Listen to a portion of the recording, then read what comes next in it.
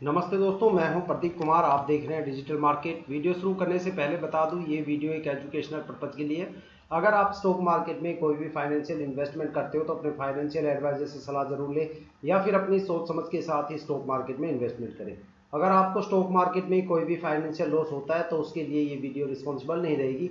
तो चलो दोस्तों, वीडियो शुरू करते हैं।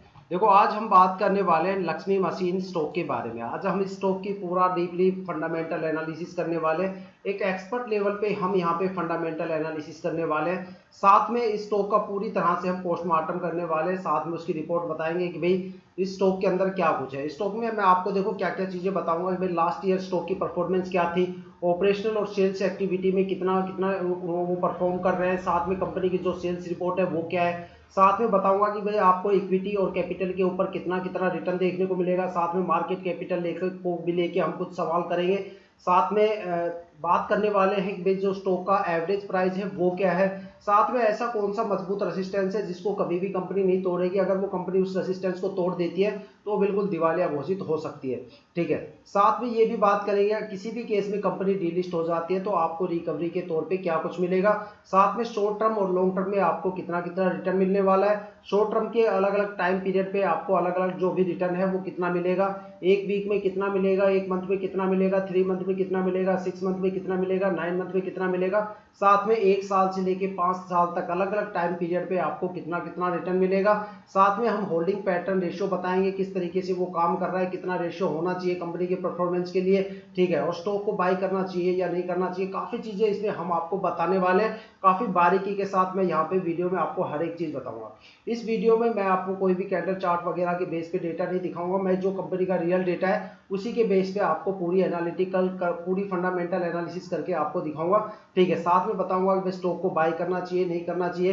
ठीक है। साथ में आप खुद भी ये तय कर पाओगे कि इस वीडियो को देखने के बाद कि भाई स्टॉक में आपको इन्वेस्टमेंट करना चाहिए या नहीं करना चाहिए। साथ में स्कोप क्या रहेगा, साथ में मोमेंटम कैसा रहेगा, नेगेटिव या पॉजिटिव, सारी चीजें इसमें कवर होने वाली है। वीडियो के लास्ट तक जरूर बने रहना। आपको मैं दावा करता हूं एक अच्छी खासी इंफॉर्मेशन यहाँ पे देखने को मिलेगी अगर आप स्टॉक में कोई भी इन्वेस्टमेंट करते हो तो देखो, चलो वीडियो शुरू करते हैं। हम बात कर रहे थे लक्ष्मी मशीन्स लिमिटेड स्टॉक के बारे में। स्टॉक की अगर करंट शेयर प्राइस की बात करें तो 18,000 रुपए, 18,100 रुपए इस टाइम स्टॉक का करंट शेयर प्राइस चल रहा है। साथ में 1812 रुपए के पॉजिटिव मोमेंटम के साथ ये स्टॉक फ्राइडे को अपने अपर सर्किट में लॉक हो गया है। साथ में अगर इसकी परफॉर्मेंस की बात करें तो यहाँ पे आपको 11% का जबरदस्त यहाँ पे पॉजिटिव मोमेंटम देखने को मिल रहा है और ये स्टॉक लगातार पॉजिटिव मोमेंटम के साथ अपने अपर सर्किट में अब बढ़ने वाला है। साथ में अगर इस स्टॉक की लास्ट ईयर की परफॉर्मेंस की बात करें तो इस स्टॉक में आपको 12,722 रुपए 30 पैसे से चल के ये स्टॉक 19,199 रुपए 95 पैसे के आसपास गया था। देखा जाए तो यहाँ पे एक अच्छा खासा रिटर्न इन्वेस्टर्स को देखने को मिला। साल में स्टॉक के 2 अपर सर्किट होते हैं, एक सितंबर में शुरू होता है, एक जनवरी के एंड में स्टार्ट होता है। साथ में अगर बात करें स्टॉक के डिविडेंड की तो यहाँ पे स्टॉक ने जो डिविडेंड अनाउंस कर रखा है वो 0.41% के आसपास यहाँ पे अनाउंस कर रखा है। देखो, कोई भी कंपनी जब भी डिविडेंड अनाउंस करती है तो उसका एक ही रीजन होता है कि या तो वहाँ पे जो पब्लिक इन्वेस्टर्स है उसकी होल्डिंग काफी ज्यादा कम है, जिसको अट्रैक्ट करने के लिए कंपनी टाइम टू टाइम एक अच्छा खासा डिविडेंड देती है ताकि ज्यादा से ज्यादा पब्लिक इन्वेस्टर्स कंपनी की तरफ अट्रैक्ट हो। साथ में अगर कंपनी के पी रेशियो की बात करें तो यहाँ पे 66.48 पी रेशियो है, जिसका मतलब है कि भाई जो कंपनी का पी जो प्राइस वैल्यूएशन है जो यहाँ पे पॉजिटिव मोमेंटम बनने वाला है वो एवरेज से थोड़ा सा पॉजिटिव है। ठीक है। साथ में स्टॉक की अगर सेल्स रिपोर्ट की बात करें, साथ में ये देखें कि भाई कंपनी का जो ऑपरेशनल एक्टिविटी है वो कैसी चल रही है, साथ में जो सेल्स एक्टिविटी है वो कैसे चल रही है। उसके लिए हम कंपनी का जो क्वार्टरली फाइनेंशियल रिजल्ट है वो चेक करेंगे। यहाँ पे हम जून 2024 का क्वार्टरली रिजल्ट चेक करने वाले हैं जो रिसेंटली अभी यही आया है। ठीक है। साथ में अगर कंपनी के रिवेन्यू की बात करें तो कंपनी ने 672 करोड़ का यहाँ पे रिवेन्यू गेन किया है पिछले ईयर के कंपैरिजन में। यहाँ पे आपको 43% की गिरावट देखने को मिलती है। साथ में अगर कंपनी की नेट इनकम की बात करें तो 11 करोड़ यहाँ पे कंपनी की नेट इनकम है। लास्ट ईयर के कंपैरिजन में यहाँ पे 88% से ज्यादा की आपको गिरावट देखने को मिलती है। साथ में अगर डिल्यूटेड ईपीएस की बात करें तो यहाँ पे भी आपको 88% से ज्यादा की गिरावट देखने को मिलती है। साथ में अगर यहाँ पे नेट प्रॉफिट मार्जिन की बात करें तो वो 1.64% के आसपास है, जो कि लास्ट ईयर में 79% कम है। ठीक है। अब बात करने वाले हैं स्टॉक की थोड़ी सी डीपली एनालिसिस के बारे में। अगर स्टॉक की यहाँ पे मार्केट कैपिटल की बात करें तो यहाँ पे मार्केट कैपिटल 19,160 करोड़ के आसपास है, जबकि शेयर का जो करंट शेयर प्राइस चल रहा है वो यहाँ पे 17,916 रुपए के आसपास चल रहा है। देखा जाए तो इसकी मार्केट कैपिटल एक तरह से काफी जबरदस्त है। देखो मार्केट कैपिटल काफ़ी ज़्यादा इम्पैक्ट करती है किसी भी स्टॉक की परफॉर्मेंस को। अगर मार्केट कैपिटल यहाँ पे थोड़ी सी ज़्यादा मिलती है तो इसका मतलब होता है कि मार्केट कैपिटल ज़्यादा है, यहाँ पे जो पब्लिक इन्वेस्टर्स हैं वो सबसे ज़्यादा है, और जिस स्टॉक के अंदर पब्लिक इन्वेस्टर्स ज़्यादा हो जाते हैं वहाँ पे स्टॉक की जो परफॉर्मेंस है काफ़ी ज़्यादा डाउन हो जाती है। ठीक है, जो रेशियो होना चाहिए प्रमोटर्स का और पब्लिक इन्वेस्टर्स का वो 70-30 लास्ट होता है कि बस 70% वहाँ पे पब्लिक इन्वेस्टर्स होने चाहिए ज़्यादा से ज़्यादा। अगर इससे ज़्यादा अगर पब्लिक इन्वेस्टर्स हो जाते हैं तो कंपनी की परफॉर्मेंस धीरे धीरे कम होती हुई आपको नजर आएगी। साथ में ऐसे एक की पॉइंट के बारे में बात करेंगे जो किसी भी स्टॉक के लिए सबसे ज़्यादा अहम होता है, सबसे ज़्यादा इंपॉर्टेंट पार्ट होता है, वो होता है आरओई। आरओई का मतलब होता है रिटर्न ऑन इक्विटी। ज़्यादातर यूजर्स को ये पता नहीं होता आरओई क्या होता है, तो लेकिन इसका मतलब होता है रिटर्न ऑन इक्विटी। अगर आप कोई भी इक्विटी लेते हो तो उसके हिसाब से एक एवरेज प्राइस जो यहाँ पे बन सकता है, एक रिटर्न जो यहाँ पे बन रहा है वो 13 रुपये 82 पैसे के आसपास बन रहा है। अगर इस इक्विटी को हम कन्वर्ट करते हैं कैपिटल के अंदर तो यहाँ पे आरओसीई निकल के आती है। आरओसीई का मतलब होता है रिटर्न ऑन कैपिटल इक्विटी। ठीक है, अगर आप इसी रेशियो को कैपिटल में कन्वर्ट करें तो यहाँ पे आपको 16 रुपये 9 पैसे के आसपास देखने को मिलता है। अब बात करने वाले हैं स्टॉक की बुक वैल्यू के बारे में।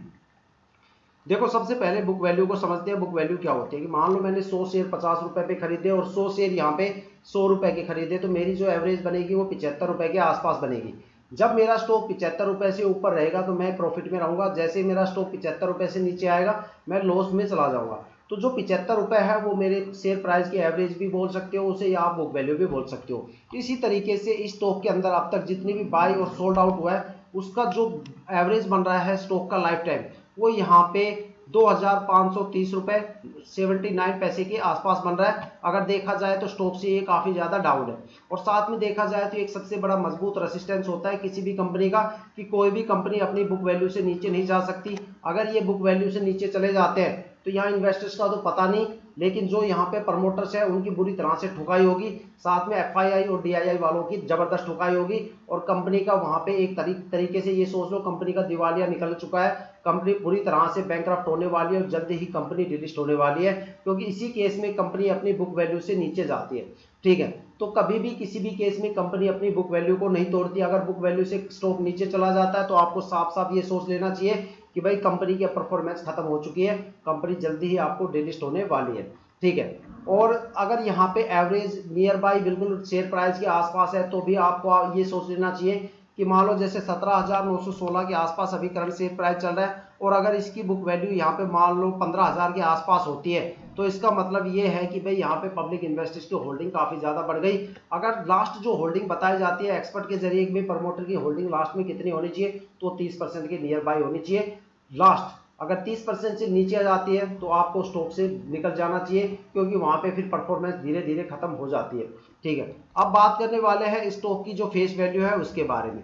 देखो फेस वैल्यू क्या होती है, इसको हम रिकवरी वैल्यू भी बोलते हैं। इन केस ऑफ आपने कोई भी शेयर खरीदा है 17,000 का, 18,000 का, 20,000 का, ठीक है, और कंपनी डिलिस्ट होने की कगार पे आ जाती है, कंपनी की डेट आ जाती है भाई इस तारीख को कंपनी डिलिस्ट होगी या कंपनी बर्बाद हो जाती है या दिवालिया निकल जाता है कंपनी का, तो उस केस में आपको रिकवरी के तौर पे क्या मिलेगा। तो जो यहाँ पे फेस वैल्यू है वो एक तरह से रिकवरी है कि चाहे आपके जैसे आपने अगर कोई भी शेयर बेचे नहीं और कंपनी डिलिस्ट हो गई तो आपके सारे शेयर जीरो हो जाएंगे और आपको रिकवरी के तौर पे पर शेयर 10 रुपए मिलेंगे, चाहे वो शेयर आपने 15,000 का खरीदा हो या 20,000 का खरीदा हो। ठीक है, अब बात करने वाले हैं कंपनी के शॉर्ट टर्म और लॉन्ग टर्म पे कितना कितना रिटर्न है। अगर आप किसी भी स्टॉक को 1 वीक के लिए होल्ड करते हो तो यहाँ पे आपको नियर बाय 14% का रिटर्न देखने को मिलेगा। 1 मंथ में आपको 17% की नियर बाय रिटर्न देखने को मिलेगा। 3 मंथ में आपको 5.63% का रिटर्न देखने को मिलेगा। 6 मंथ में आपको 18% की नियर बाय रिटर्न देखने को मिलेगा और 9 मंथ में आपको 34% की नियर बाय रिटर्न देखने को मिलेगा।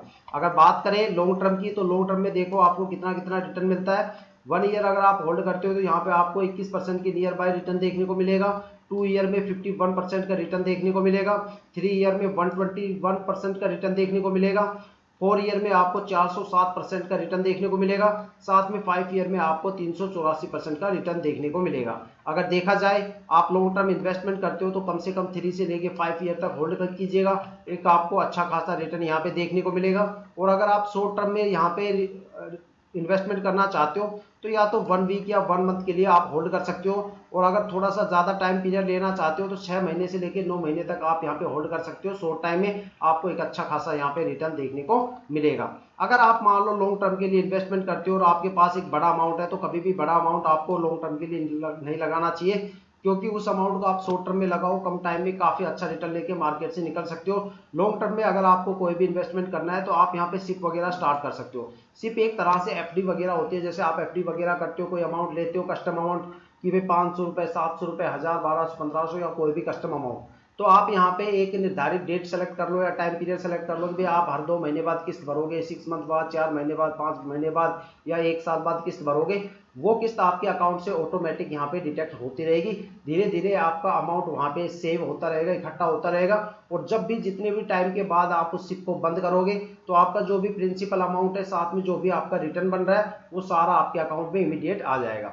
ठीक है, अब बात करने वाले हैं स्टॉक का जो होल्डिंग पैटर्न है उसके बारे में, भाई यहाँ पे किस किस बंदों ने कितना कितना माल दबोच रखा है। तो सबसे पहले बात करने वाले हैं प्रमोटर्स की। लास्ट ईयर प्रमोटर की जो होल्डिंग थी वो 31.13% थी, जो इस बार भी उतनी की उतनी है। मतलब अगर देखा जाए तो क्वार्टरली टू क्वार्टरली यहाँ पे कोई भी चेंजेस नहीं है। ठीक है, बात करें अगर डीआईआई की, तो लास्ट ईयर जो डीआईआई की होल्डिंग थी वो 10.97% थी, जो इस बार घट के 10.91% के आसपास आके खड़ी हो गई। देखा जाए तो यहाँ पे 0.06% की गिरावट यहाँ पे देखने को मिली है। डीआईआई की यहाँ पे होल्डिंग इस साल थोड़ी सी कम हो गई। साथ में अगर होल्डिंग की बात करें एफआईआई की, तो देखो एफआईआई क्या होता है। एफआईआई का मतलब होता है, देखो शेयर दो तरीके से बेचे जाते हैं। एक तो ऑनलाइन आप एप्लीकेशन के थ्रू किसी भी ब्रोकरेज एप्लीकेशन से खरीदते हो। दूसरा अगर आप बैंक के थ्रू जाके कोई इक्विटी खरीदते हो तो आपको पेपर बॉन्ड के ऊपर या फिर म्यूचुअल फंड के तौर पे आपको इक्विटी सोल्ड आउट करते हैं। तो वो सारा काम एफआईआई हैंडल करता है, जो फाइनेंशियल कंपनीज होती है वो हैंडल करती है। और एफआईआई को हैंडल सिर्फ रिजर्व बैंक ऑफ इंडिया करता है, ना कि सेबी। वही निर्धारित करता है इसको कितनी कितनी होल्डिंग किस किस स्टॉक की यहाँ पे रहेगी। ठीक है, देखा जाए तो लगातार 3 महीने में एफआईआई ने इंडियन स्टॉक मार्केट में 30,000 करोड़ की बड़ी बिकवाली की है, जिसकी वजह से काफी ज्यादा स्टॉक्स में यहाँ पे होल्डिंग में कमी आई है। ठीक है, अगर देखा जाए तो यहाँ पे लास्ट ईयर जो एफआईआई की होल्डिंग थी वो 5.04% के आसपास है, जो इस साल बढ़ के 5.48% के आसपास आके खड़ी हो गई। साथ में अगर बात करें यहाँ पे पब्लिक इन्वेस्टर्स की, तो लास्ट ईयर जो पब्लिक इन्वेस्टर थे वो 52.86% के आसपास थे, जो इस साल थोड़े से घट गए। और घटने के साथ जो यहाँ पे रेशियो है 52.49% के आसपास यहाँ पे आके खड़े हो गए। साथ में अगर गवर्नमेंट होल्डिंग की बात करें तो यहाँ पे कोई भी गवर्नमेंट होल्डिंग नहीं है। ठीक है, तो अब देखा जाए यहाँ पे जो रेशियो बन रहा है, प्रमोटर का रेशियो क्या है, साथ में जो पब्लिक इन्वेस्टर्स हैं उनका रेशियो क्या है। ठीक है, तो यहाँ पे जो पब्लिक इन्वेस्टर का रेशियो है वो 52 के आसपास है, प्रमोटर्स का रेशियो यहाँ पे 31 के आसपास है। वैसे तो जो एक्सपर्ट बोलते हैं वो ये बोलते हैं कि भाई प्रमोटर का रेशियो 330 लास्ट होना चाहिए, इससे नीचे अगर प्रमोटर गिरता है तो आपको स्टॉक के अंदर कोई परफॉर्मेंस देखने को नहीं मिलेगी। ऐसा अगर मैं कोई एक एग्जांपल बताऊं इंडियन स्टॉक मार्केट का, तो आप विकास इकोटेक को ले सकते हो। विकास इकोटेक एक केमिकल स्टॉक है जिसके अंदर अभी जो प्रमोटर होल्डिंग चल रही है वो नियर बाई 10% के आसपास है, जहां पे पब्लिक इन्वेस्टर कम से कम 90% है। और स्टॉक के अंदर वहां पे लगातार गिरावट हो रही है, बंदे ज्यादा से ज्यादा इंट्राडे खेल रहे हैं, सारा का सारा ऑपरेशन, सारा का सारा माल पब्लिक लिए बैठी है और सारा जो स्टॉक है वो पब्लिक के अकॉर्डिंग चल रहा है। वहां पे कोई भी लॉन्ग टर्म होल्ड करने वाला नहीं है, सारे के सारे इंट्राडे खेल रहे हैं और डेली की डेली स्टॉक को गिराते जा रहे हैं। और स्टॉक की जो परफॉर्मेंस है वो काफी ज्यादा डाउन वहां पे देखने को आपको मिलेगी। ठीक है, और जैसे जैसे होल्डिंग वहां पे प्रमोटर्स की गिरती जाएगी स्टॉक के अंदर, आज भी अगर वहां पे देखा जाए तो विकास इकोटेक में हर कोई बंदा वहां पे लॉस लेके बैठा है अपने पोर्टफोलियो के अंदर, चाहे वो कोई भी हो, चाहे कितने, चाहे उसने 10 पैसे ऊपर ही क्यों ना लिया हो, वो भी आज लॉस के साथ ही चल रहा है। ठीक है, चाहे उस स्टॉक को परसों भी किसी ने भी खरीदा है तो वो भी आज लॉस के साथ ही बैठा हुआ है। तो पुराने बंदे तो सोचो कितना कितना लॉस वहां पे लेके बैठे होंगे। ठीक है, तो प्रमोटर्स का जो यहाँ पे रेशियो लास्ट बताया जाता है एक्सपर्ट के जरिए कि भाई 30% से ज्यादा प्रमोटर का जो रेशियो है 30% लास्ट होना चाहिए। 30% से जैसे ही गिरता है आपको स्टॉक से एग्जिट कर देना चाहिए। उस स्टॉक में मतलब ये है कि भाई आने वाले टाइम में आपको कोई भी परफॉर्मेंस देखने को नहीं मिलेगी। हालांकि यहाँ पे जो रेशियो है 31.13% के आसपास है, लेकिन यहाँ पे डीआईआई की कुछ होल्डिंग है 10.91% और 5% के आसपास, 6% के आसपास यहाँ पे एफआईआई की होल्डिंग है। तो अभी भी स्टॉक के अंदर एक अच्छा खासा पॉजिटिव मोमेंटम बचा हुआ है। ठीक है, जैसे ये तीनों की होल्डिंग खत्म हो जाती है, प्रमोटर की, डीआईआई की और एफआई की, जैसे इन तीनों की मिला के होल्डिंग का रेशियो 30% के नियर बाय आके खड़ा हो जाएगा, उस टाइम आपको स्टॉक के अंदर इन्वेस्टमेंट बिल्कुल भी मत करना, वहां पे आपको स्टॉक में कोई भी परफॉर्मेंस देखने को नहीं मिलेगी। तो दोस्तों ये थी अब तक लक्ष्मी मशीन्स की सबसे बड़ी अपडेट और सबसे बड़ी डीपली फंडामेंटल एनालिसिस रिपोर्ट। आपको क्या लगता है कि आपको किस लेवल पे बाय करना चाहिए, आप कमेंट में मुझे जरूर टाइप करके बताना। क्योंकि अगर आप कमेंट में अपना ये जरूर बताना कि आपने किस किस लेवल पे कितनी कितनी बाइंग कर रखी है, उसके बेस पे हमें आने वाली एनालिसिस में थोड़ी सी हेल्प मिलेगी। आपके डेटा से हमें थोड़ा सा एनालिसिस को इंप्रूव करने में हेल्प मिलती है। पिछले डेटा में के अकॉर्डिंग भी हमने काफी ज्यादा यहाँ पे इंप्रूवमेंट किया वीडियो में, आपकी और ज्यादा कमेंट से हम और ज्यादा वीडियोस को इंप्रूवमेंट करेंगे। साथ में अगर आप क्या बोलते हो स्टॉक के बारे में वो भी आप लिखना, लेकिन मेरे अकॉर्डिंग मैं तो ये बोलूंगा अगर आप इसे शॉर्ट टर्म में इन्वेस्ट करते हो तो आपको एक अच्छा खासा रिटर्न मिलता है। अगर आप लॉन्ग टर्म में इन्वेस्टमेंट करते हो तो यहाँ पे शिप स्टार्ट कर सकते हो आप, और कम से कम 3-4-5 ईयर्स तक आप इसे होल्ड करो, एक अच्छा खासा रिटर्न आपको यहाँ पे देखने को मिलेगा। अभी अगर होल्डिंग पैटर्न देखा जाए तो यहाँ पे 55% के आसपास यहाँ पे पब्लिक मतलब 53% के आसपास यहाँ पे प्रमोटर्स DII और FII की होल्डिंग है। तो अभी भी 50-50 का रेशियो नियर बाई है, तो मतलब यहाँ पे एक जबरदस्त पॉजिटिव मोमेंटम आपको देखने को मिलेगा। अभी जो स्टॉक चल के आया है वो 17,000 के आसपास आया है। जब इसका रेशियो 30% के आसपास आएगा तो स्टॉक का कम से कम जो आपको शेयर प्राइस देखने को मिलेगा वो 28 से लेके 35,000 के आसपास आपको देखने को मिलेगा। तब जाके इसके प्रमोटर्स की होल्डिंग थोड़ी सी कम होगी और आपको एक अच्छा खासा यहाँ पे रिटर्न की जो परफॉर्मेंस है वो आपको डाउन होती हुई नजर आएगी। तो ठीक है दोस्तों, ये थी अब तक की सबसे बड़ी अपडेट। अगर आपको वीडियो पे नए हो तो चैनल को सब्सक्राइब जरूर कीजिएगा, ताकि हम जितनी भी डीपली एनालिसिस करके आपके लिए वीडियो लेके आते हैं उसकी नोटिफिकेशन आप तक सबसे पहले पहुंचे, ताकि आप स्टॉक मार्केट के हर पहलू से रूबरू रहे, अपडेट रहे, अपने आप को अपग्रेड करते रहे, अपडेट करते रहे। इसी के साथ वीडियो समाप्त करता हूं। जय हिंद, जय भारत।